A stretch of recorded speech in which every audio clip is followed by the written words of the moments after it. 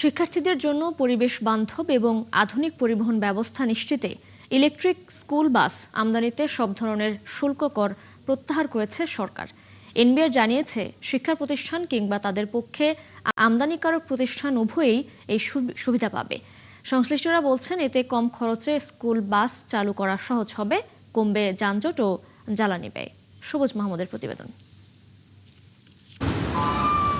জাতীয় রাজস্ব বোর্ডের জারি করা নতুন এসআরও অনুযায়ী স্কুল, কলেজ, বিশ্ববিদ্যালয় কিংবা অনুরূপ শিক্ষা প্রতিষ্ঠানের শিক্ষার্থী পরিবহনে ব্যবহৃত ইলেকট্রিক বাস আমদানিতে আর দিতে হবে না customs duty, regulatory duty, VAT, সম্পূরক শুল্ক, আগাম কর ও অগ্রিম আয়কর। ভোগান্তি ভুলে চলে আসুন রিগালে। ওয়ারেন্টি সহ স্টাইলিশ কালেকশন নিয়ে রেডি রিগাল ফার্নিচার। শিক্ষা প্রতিষ্ঠান নিজে অথবা তাদের পক্ষে অন্য কোনো প্রতিষ্ঠান এই বাস আমদানি করলেও কর অব্যাহতির সুবিধা পাবে।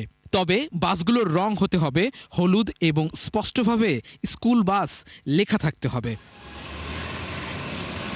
সংশ্লিষ্টরা মনে করছেন, এই উদ্যোগের ফলে শিক্ষা প্রতিষ্ঠানগুলো তুলনামূলক কম খরচে আধুনিক ও পরিবেশ বান্ধব পরিবহন ব্যবস্থা চালু করতে পারবে। এতে একদিকে যেমন শিক্ষার্থীদের যাতায়াত আরও নিরাপদ এবং আরামদায়ক হবে, অন্যদিকে ব্যক্তিগত গাড়ির ব্যবহার কমে যানজট ও জ্বালানি খরচ কমবে। অনেক বেশি ট্যাক্স দিয়ে আমাদেরকে গাড়িগুলো ক্রয় করতে হয়। অনেক সময় আমাদেরকে সেকেন্ড হ্যান্ড বা এই গাড়িও কিনতে হয়, বিকজ একটা গাড়ি কিনতে গেলে 30-40 লাখ টাকার একটা বাজেট আমাদের রাখতে হয়। তো যার ফলে আমরা অনেক সময় এটা অ্যাফোর্ড করি না।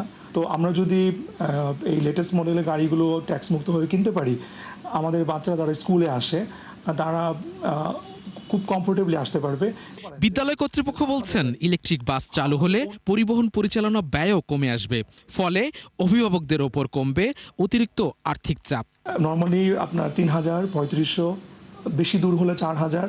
আমরা মনে করছি ইলেকট্রিক ভেহিকেল হলে এই ভাড়াটা অর্ধেকের মতো হয়ে যেতে পারে এবং এটা গার্ডিয়ানদের জন্য যেমন অনেক সাশ্রয়ী হবে।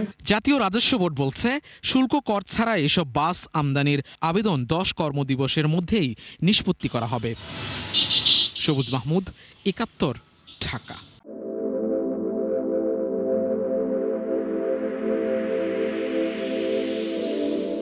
Regal, furnish your dream.